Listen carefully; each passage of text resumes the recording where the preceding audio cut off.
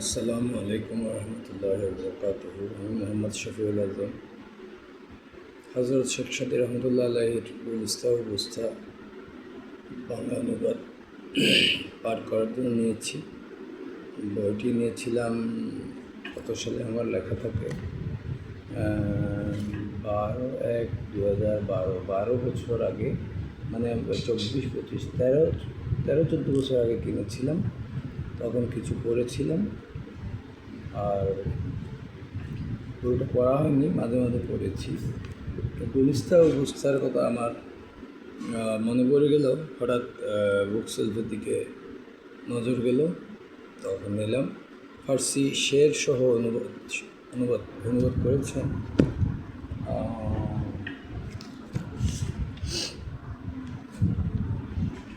এটা।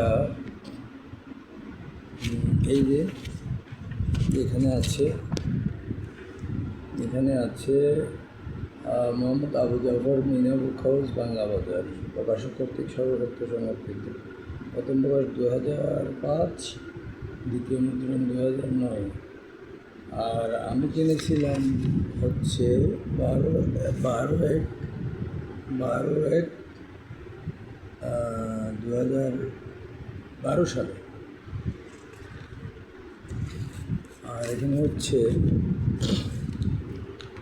গুলিস্তা ও বুস্তার সহজ বঙ্গা অনুবাদ, হজরত শেখ সাদী রহমতুল্লাহ আলাইহি। অনুবাদ করেছেন মৌলানা মোস্তাফিজুর রহমান খান, অধ্যক্ষ MFA, চাঁদপুর আহমদিয়া ফাজিল ডিগ্রি মাদ্রাসা, সচিব মাদ্রাসা পরীক্ষা কেন্দ্র, চাঁদপুর সদর, সাধারণ সম্পাদক বাংলাদেশ জমিয়তুল মুদাররিসিন চাঁদপুর জেলা শাখা। বইটি প্রকাশ করেছেন মিনা বুক হাউস। বইটি আমার কিছু গল্প ছিল, শেখ সাদী রহমতুল্লাহ আলাইহির কিছু গল্প, জানাশোনা গল্প কিছু আছে, আরও অজানা গল্প আছে, শের আছে। এগুলো আসলে ফার্সি ভাষা থেকে বাংলা অনুবাদ করা হয়েছে। আমি এখন বিশেষ করে এই গুলিস্তা ও বুস্তা বইটির ভূমিকাটা একটু পড়ে শুনুন। আমার ভূমিকা পড়তে ভালো লাগে, ভূমিকাটা আপনাদের জন্য দিয়ে দিলাম। যারা পড়তে চান পড়ে নিতে পারেন, ভালো লাগলে বইটা কিনেও নিতে পারেন। এই বইটা কেনার জন্য আমাকে কেউ অ্যাডভার্টাইজ করছে না, আমি স্ব-উদ্যোগে অ্যাডভার্টাইজ করছি। ভালো কিছু উপহার দিতে পারলে, ভালো কিছু দিক নির্দেশনা দিতে পারলে আল্লাহর তরফ থেকে সওয়াব আসে, বিনিময়ে আল্লাহ পাকে দিয়ে দেন। এইটা আপনারা যারা পড়বেন এইভাবে পড়ে নিতে পারেন। এটা বড় করে টেনে পড়তে পারেন। আমি পড়ে দিচ্ছি একটু। আমার ভালো লাগে কোনো বইয়ের ভূমিকা পড়তে, আর এই কনক্লুশন বা উপসংহার পড়তে, কারণ ভূমিকা এবং উপসংহারে সব চলে আসে। সাহিত্য হলো মানব জীবনের প্রতিচ্ছবি। ভূমিকায় লেখা আছে, প্রথম শুরুটা হচ্ছে, সাহিত্য হলো মানব জীবনের প্রতিচ্ছবি, জীবন সমুদ্রের আগাগোড়ায় যার বিচরণ। এ জীবন নামক সমুদ্রের হাজারো ঝিনুক হতে খুঁজে খুঁজে মুক্তা সংগ্রহ করাই যার কাজ। কিন্তু আজকের দিনে আর সেরকম সাহিত্যের সৃষ্টি হতে দেখা যায় না। দুঃখের বিষয়ে আধুনিক যুগ ও তথাকথিত আধুনিকতা নামে পৃথিবী তথা বর্তমান যুব সমাজ যে নৈতিক অবক্ষয়ের স্রোতে ভেসে যাচ্ছে, আজকের সাহিত্য সংস্কৃতিও যেন সেই একই স্রোতে ধাবিত হচ্ছে। সুসাহিত্য মানব জীবনের দর্পণ, মানব মনের সুখ দুঃখ আনন্দ বেদনা মিশ্রিত জীবনের স্বরূপকে ললিত বাণীর মধুর রসে সিক্ত করে এখানে উন্মোচিত করা হয়। সাথে সাথে কঠিন বাস্তবতাকে শিক্ষার মানদণ্ডে এনে আলোকিত জীবনের পথ নির্দেশ করে সুসাহিত্য। আমাদের মুসলিম সমাজ তাদের সাহিত্য সংস্কৃতি কৃষ্টি কালচার যে ভাবধারার উপর প্রতিষ্ঠিত হওয়ার প্রয়োজন ছিল, এখন যুগের আবর্তে যেন হারিয়ে যাচ্ছে। সৎ, ন্যায়, নিষ্ঠা, নীতিজ্ঞান ইত্যাদি এখন আর সাহিত্যের উপজীব্য হতে দেখা যায় না। যার প্রভাব পড়ছে আমাদের গোটা সমাজ জীবনে, ধ্বংস হচ্ছে আমাদের ধর্মীয় অনুভূতি, কলুষিত হচ্ছে আমাদের সমাজ ব্যবস্থা। এটা অনুবাদকের কথা। সুসাহিত্য সমাজ পরিবর্তনের হাতিয়ার গুলিস্তাও গুস্তার ভূমিকা এবং এটা অনুবাদক নিজেই লিখেছে। যেমন আমি পাঠ করছি। সুসাহিত্য সমাজ পরিবর্তনের হাতিয়ার। এই বাক্য মুখের বুলি হিসেবে ব্যবহার করলেও সাহিত্য থেকে সমাজ উপকৃত হোক, চরিত্র সংশোধন হোক, নীতি জ্ঞান শিক্ষা লাভ করুক, এটা যেন কেউ এর আমল দিচ্ছে না। অযথা নারী পুরুষের অশ্লীল প্রেম লীলা আর মনের পরিতৃপ্তি মেটানোর মতো বিষয়গুলি সাহিত্যের মূল ধারায় রূপায়িত হতে চলেছে। অন্ধকার মুসলিম তরুণ তরুণীরা খুঁজে পায় না সৎ চরিত্র গঠনমূলক নীতিজ্ঞানপূর্ণ কোনো সাহিত্য।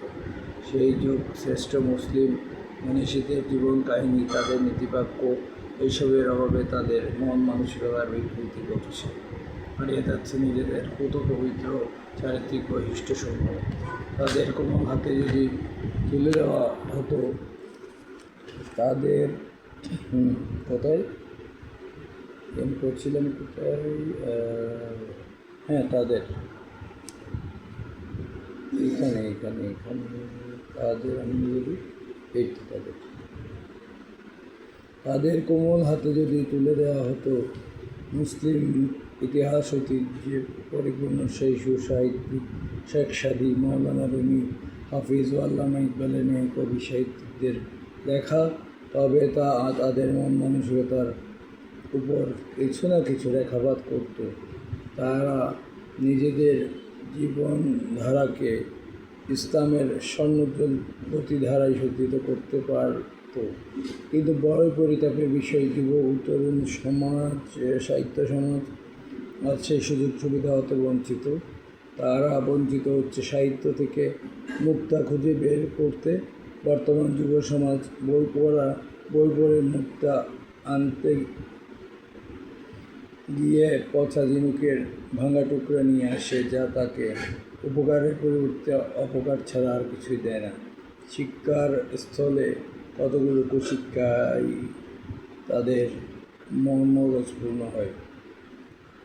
সমগ্র জাতি তথা তরুণ যুব সমাজের এই অবক্ষয়ের কথা চিন্তা করে মানবতার কবি হযরত শেখ সাদী রহমতুল্লাহ আলাইহির শিক্ষা জীবন নীতিজ্ঞান পরিপূর্ণিত বিশ্বনন্দিত কাব্যগ্রন্থ গুলিস্তা ও গুস্তার সহজ বঙ্গানুবাদ করে তাদের হাতে তুলে দেওয়ার এই প্রয়াস, এদেশের সকল শ্রেণীর পাঠক সমাজ যদি এ দ্বারা সঠিক ও সৎ পথের দিশা খুঁজে পান, তবেই আমাদের এই শ্রম সার্থক হবে। মহান রব্বুল আলামিন আমাদের এই শ্রমকে কবুল করুন এবং এর সাথে সংশ্লিষ্ট সকলকে উত্তম প্রতিদান দান করুন, আমিন। অনুবাদক সাহেবের নামটা কি? মোহাম্মদ আবু জাফর সম্ভবত।